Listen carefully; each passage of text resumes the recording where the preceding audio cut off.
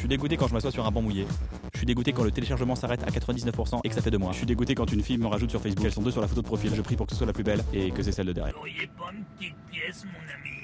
Bah désolé, en ce moment je suis ric-rac, j'ai vraiment rien du tout quoi. Oh bah la vache, j'espère que tu baises au moins. Pas trop en ce moment. Oh bah la vie de merde, mon gars. C'est vrai que j'ai une vie de merde. Laurent, bienvenue sur ma chaîne, ça me fait trop plaisir de partager ce moment avec toi. Alors, en quelques mots, est-ce que tu peux nous expliquer qui tu es et puis finalement ce que tu fais? Ouais, ben j'ai 60 ans, je suis franco-suisse, je suis grand-père. C'est beau ça, c'est beau.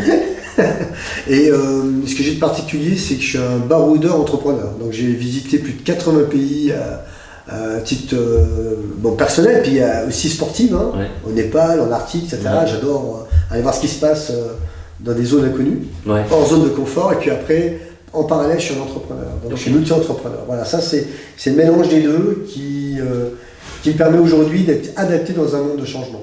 Voilà. Ok. Voilà, Si je me rappelle bien, d'ailleurs, nous, ça fait quelques années qu'on se connaît, mais on s'est vu la première fois lors d'une de tes conférences Oui. pour ton livre Game Over. C'est ça. Est-ce que tu peux nous présenter Game Over? C'est vraiment une histoire universelle pour tous et toutes qui reçoivent dans leur vie un défi à relever terrible et qui la vie s'arrête d'un seul coup et il y a un espoir derrière, c'est de relancer son histoire et une nouvelle histoire avec ça. Game Over, c'est un roman que j'ai écrit qui a inspiré de mon histoire personnelle et le propos est le suivant. J'ai été un cadre supérieur licencié à 47 ans le jour de la naissance de ma fille. Comme un malpropre. Hein, Comme un malpropre, et en même temps j'apprenais le cancer de mon ex-femme que j'adorais. Enfin, c'était une histoire terrible, assez dramatique, et c'est Game Over. En fin de partie, du jour au lendemain, ta vie s'arrête. Et aujourd'hui, il existe plein de gens qui sont dans cette situation, et j'ai écrit ce roman déjà même à l'époque comme un témoignage pour rendre public ce que beaucoup de gens vivent à l'intérieur et qui stockent, qui n'arrivent pas à exprimer. Donc c'est un livre universel sur le changement. Ouais. Un livre universel sur le changement, Ouais. dans un environnement aujourd'hui qui est devenu tellement compliqué que finalement c'est nécessaire de se poser cette question finalement du game over et de comment repartir. Exactement, en fait à l'époque c'était il y a 15 ans, donc c'était anecdotique. Aujourd'hui, beaucoup de gens se retrouvent dans des situations où il y a un changement qui leur est imposé, qui est soudain, terrible, avec aucun droit de réponse.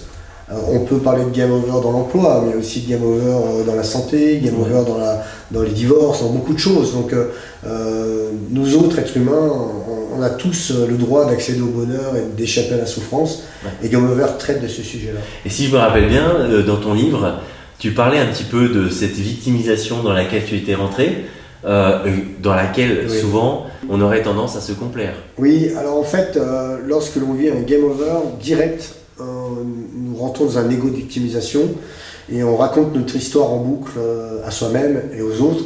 Et l'effet que ça a, c'est que la conséquence, c'est qu'on rencontre d'autres gens dans la victimisation. Donc ça fait un genre de contagion négative et auquel on ne sort jamais. Et on s'isole de la société avec un game over, parce qu'on est vraiment dans la victimisation. Et il est très difficile d'en sortir. C'est très difficile d'en sortir. En tout cas, tout seul, c'est très difficile. Comment t'as fait, toi, pour en sortir? Eh bien, moi, j'ai eu... C'est le sport, justement? Ah non, pas du tout. Le sport, oui, mais ma référence de baroudeur, mon expérience de vie, ayant vécu beaucoup de situations extrêmes, m'a donné des références pour pouvoir sortir de cet état-là. Okay. Voilà, donc j'ai vécu des game over en alpinisme, dans plein de domaines, qui fait que j'étais déjà équipé et entraîné au game over. Équipé et entraîné au game over. Finalement, on n'est pas tous équipés et entraînés au game over. Personne l'est. Personne, enfin très peu de gens le sont. Et c'est cette expérience personnelle, ce témoignage qui m'est très important de transmettre à mes contemporains. Il y a un passage où tu es laissé pour mort. Oui. Raconte-moi ça. Raconte-nous ça. Oui, alors en fait... histoire vraie, hein, et il apparaît en effet dans mon roman Game Over. C'est rétroactivement à 32 ans. J'étais au Népal avec un ami de cordée avec qui je faisais de la montagne depuis 10 ans, et on était allé faire un sommet tous les deux. Et je suis tombé très malade à 7000 mètres et je vomissais du sang. Enfin, c'était quelque chose de très violent. Continuez, Jackson, vous m'intéressez. Et cet ami m'a laissé sur place, il m'a désencordé, il est parti pour faire le sommet. Donc il a été faire le sommet. Ouais, lui, il a fait, il est resté 300 mètres, je Il lui est ai partir. bien. Oh le cochon. Ah le cochon. Il est bien, il est bien. Pas mal, le gars. Il était motivé. Il était pas- ah non, mais il avait la caisse. Ouais. Et il m'a laissé pour mort à cet endroit-là, dans le sens que j'étais en train vraiment de mourir parce que j'avais plein de mots qui apparaissaient à cette attitude. On sait que c'est très, très, très dangereux. Et en fait, plus tard, j'ai su qu'il ne voulait pas assumer le fait de me voir mourir. En disant, de toute façon, je peux rien faire pour lui, autant je l'assume pas. Donc il s'est protégé ainsi. Ah ok. Et moi, à titre personnel, ce qui est très intéressant, c'est que je suis passé à travers toutes les émotions qu'on peut avoir dans ces moments-là, c'est-à-dire la sidération, la colère, la tristesse, la nostalgie, etc. Aussi la culpabilité d'être là, d'avoir laissé une famille chez nous, etc. Et puis en fait, à un moment, j'ai respiré dans une paille, j'avais plus d'air, et j'ai senti que la vie s'en allait, l'énergie vitale s'en allait. Et à ce moment-là, justement, j'ai commencé à rire. À rire de moi-même, parce que j'ai plus besoin de reconnaissance. J'avais plus d'attente, Ouais. et le sentiment d'abandon avait été dépassé, une forme de lâcher prise extrême, en disant bah ouais, en fait je meurs, bah en fait c'est pas grave, c'est comme un moustique sur un pare-brise quoi. Donc, c'est exactement ça qui a l'importance en fin de compte. Et en fait mon ego s'est effondré quelques instants, c'est-à-dire mon identification à mes pensées. J'ai plus de pensée, c'est posé. C'était neutre. C'était neutre, et d'un seul coup, bah, tu as ta conscience qui s'exprime. Et en fait, ça veut dire quoi concrètement? L'objectivité, la lucidité, puis t'es bien, t'as plus peur. Et c'est vraiment un moment extraordinaire, une fenêtre sur un univers incroyable. Et en effet, comme j'ai arrêté de me victimiser, le sucre qui me restait à disposition a été libéré pour ça. J'ai pu me remettre debout, je suis redescendu tout seul. Jusqu'à 4700 mètres. En mauvais état, parce que si je me rappelle, état, c'était dans un état déplorable. Ah non, mais terrible. C'est un peu court là, pour que je raconte tout ce détail-là.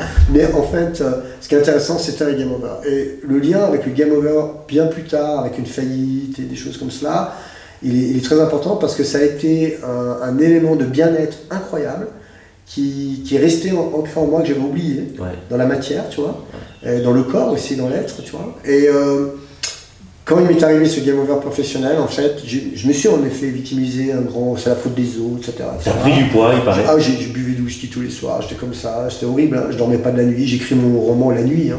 Je voulais écrire un testament, tu vois, à l'époque. Et oui, je croyais que j'allais mourir, donc j'écrivais un testament. Et ce qui m'a sorti de cette victimisation, c'est j'ai réalisé que j'avais été bien une fois, dans le même type de situation. Et là, je me suis rendu compte que j'étais en train de m'enfoncer dans cette victimisation qui fait que tu peux pas t'en sortir. Donc c'est le game over du Népal qui m'a sorti mon game over, j'en suis ému, professionnel. Et j'ai envie de partager ça avec tout le monde en disant écoutez, si vous arrivez des choses comme ça, oui, il faut vivre le game over, mais il faut vite en sortir. C'est très important. L'important c'est de rebondir le plus rapidement possible. Parce que la souffrance, elle nous apprend des choses, qu'on arrive à la transcender. Mais si elle reste, elle ne nous apprend plus rien et elle nous détruit. Ça c'est hyper important. On reste sur ce mot, avec la plaisir. fin. Merci beaucoup. À bientôt, ciao ciao.